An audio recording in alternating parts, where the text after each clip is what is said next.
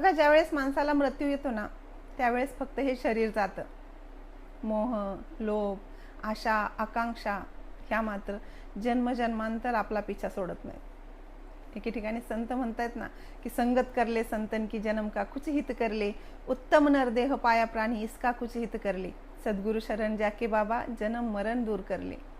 मग नेमकं सद्गुरूजवळ गेल्यानंतर काय होतं? भक्तीला सुरुवात. भक्ती म्हणजे नेमकं काय? साधना म्हणजे नेमकं काय? एके ठिकाणी बाबाजींनी सांगितलंय हरदेवानीमध्ये की समर्पणावीन भक्ती माझी आणिक चाले ना युक्ती, भक्तीसाठी भक्ती करावी असे भक्तीचे फळ भक्ती. मग कुठेतरी मला वाटतं का की मी भक्ती केली म्हणजे माझ्या इच्छा आकांक्षा पूर्ण होतील? अहो, भक्ती किंवा साधना असतेच याच्यासाठी की माझ्यामधल्या इच्छा आकांक्षा मला संपवून टाकायच्यात, आणि कुठेतरी त्या जेव्हा संपतील ना तेव्हाच मोक्ष आहे, तेव्हाच मुक्ती आहे. मेल्यानंतर हे तर गोष्टीच वेगळ्या हो, पण ब्रह्मज्ञान घेऊन सुद्धा जोपर्यंत माझ्यातला ह्या इच्छा आकांक्षा मरत नाहीत ना, माणसाची हाव संपत नसते हो.